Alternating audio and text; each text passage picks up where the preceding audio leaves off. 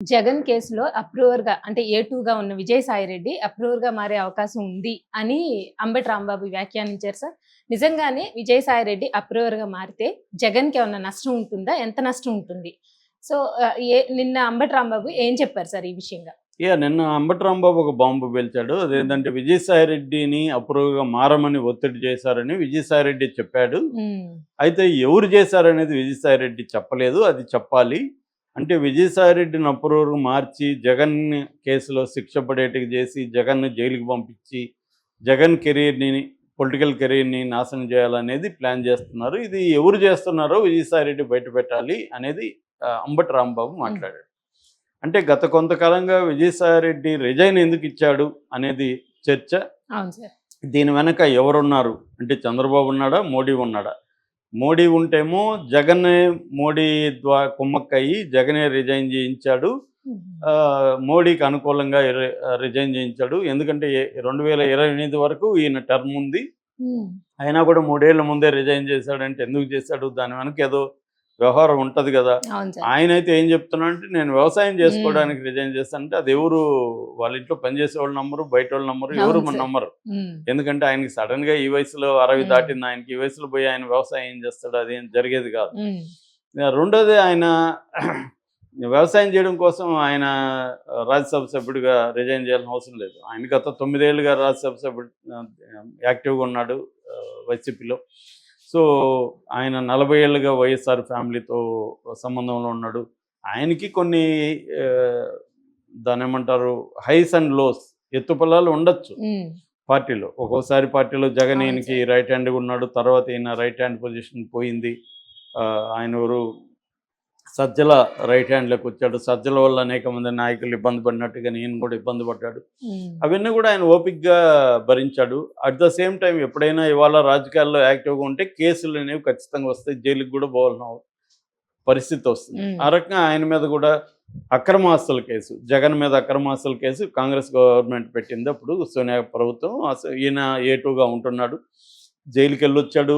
అన్నిట్లో కూడా జగన్కి అండగా నిలబడ్డాడు, జగన్ కూడా అతనికి అండగా నిలబడ్డాడు. సో ఈ క్రమంలో 40 ఏళ్ళుగా ఏ ఫ్యామిలీకి అయితే ఆయన సర్వ్ చేశాడు ఆ ఫ్యామిలీకి యాంటీగా ఇవాళ ఆయన అప్రూవర్గా మారుతాడా? ఎందుకంటే ఆయనకి కొన్ని రకాల ఇప్పుడు పాలిటీషియన్ అందరినీ మనం దారుణమైన వదవులను ఇంకోటనో చెప్పలేము. వాళ్ళు హ్యూమన్ బీయింగ్స్లో ఉండే మంచి చెడు విలువలు అన్నీ వాళ్ళల్లో కూడా ఉంటాయి.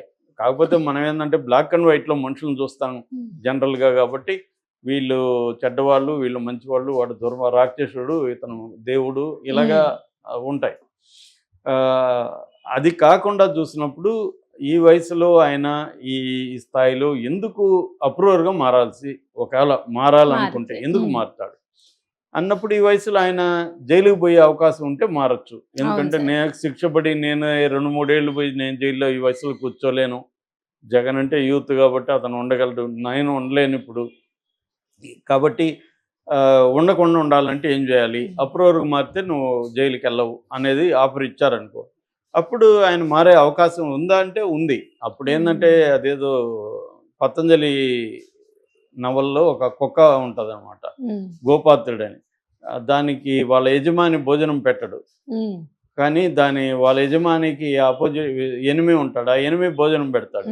ఇప్పుడు ఇది యజమాని దగ్గర ఆకలితో ఉండాలా, శత్రువు దగ్గర భోజనం తినాలని డైలమా వస్తుంది.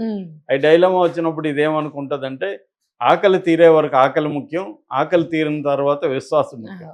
సో అని అది నిర్ణయించుకొని ఆ భోజనం వేళకు భోజనం తినేసి మళ్ళీ ఇక్కడికి వచ్చేస్తుంది. అలాగా ఒక్కొక్కసారి మనం 50 ఏళ్ళ యజమాని దగ్గర ఉన్న ఆకలి ముఖ్యమా విశ్వాసం ముఖ్యమా అన్న థీమ్ వచ్చినప్పుడు మనిషి ఎవడైనా ఏం చేస్తాడు? ఆకలితో నకనకలాడి చనిపోలేరు కదా. అలాగే ఈయన జైలు ముఖ్యమా విశ్వాసం ముఖ్యమా అని ఈయనకి వచ్చింది ఇప్పుడు డైలమా వచ్చుంటే ఖచ్చితంగా జైలు కంటే విశ్వాసం ముఖ్యమే అని అనుకునే పరిస్థితి లేదు ఆయనకి. ఎందుకంటే అలా అనుకుంటే జైలుకి వెళ్ళాలి, దాన్ని అనుభవిస్తాడా? కొంతమంది అలా అనుకొని వెళ్ళిన వాళ్ళు ఉన్నారు, మరి వెళ్తాడా అనేది తెలియదు. ఏదేమైనా అదొక యాంగిల్. రెండవ యాంగిల్ జగనే పంపించాడని. ఎందుకు జగన్ పంపించాడంటే జగన్ ఆల్రెడీ మోడీతో ఒక ఒప్పందం ఉంది. అదేంటంటే ఈయన ప్లేస్లో బీజేపీ అక్కడికి వస్తారు, రాజ్యసభలో వాళ్ళు తమ మెంబర్లను పెంచుకునే కార్యక్రమంలో బీజేపీ ఉంది.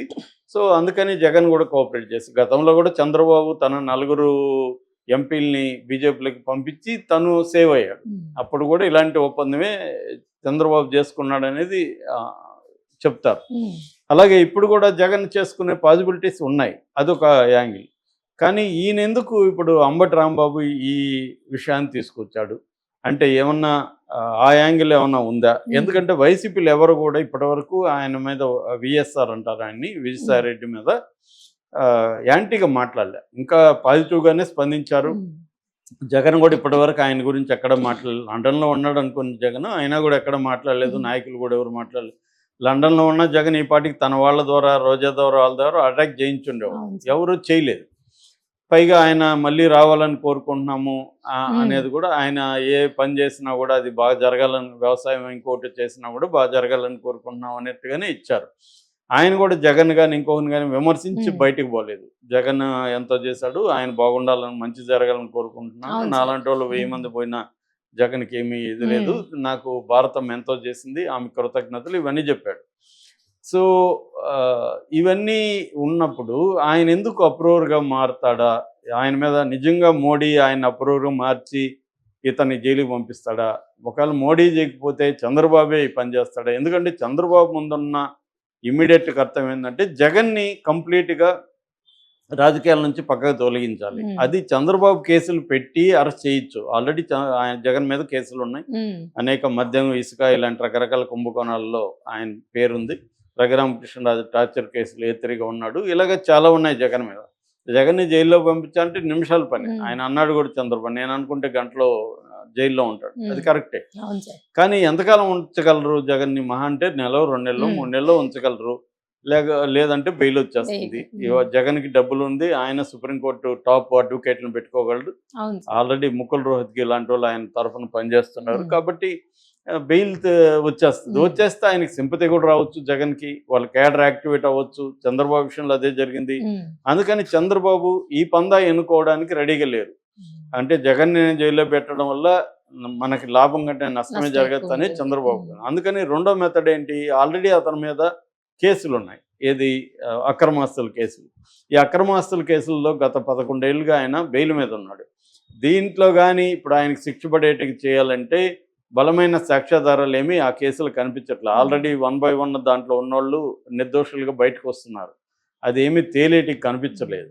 అందుకని అప్రూవర్గా దాంట్లో ఏటుగా ఉన్న వ్యక్తి కానీ అప్రూవర్గా మారితే ఈయనకి, ఎందుకంటే ఈయన చార్టర్డ్ అకౌంటెంట్ కాబట్టి ఆ కంపెనీకి సంబంధించిన లోటుపాట్లు, డాక్యుమెంట్స్ అన్నీ తెలిసింది, ఎలా మ్యానిపులేట్ చేశారు ఏంటి అన్నీ తెలిసింది. కాబట్టి ఈయన కానీ అప్రూవర్గా మార్చుకుంటే ఈజీగా జగన్కి కన్విక్షన్ పడే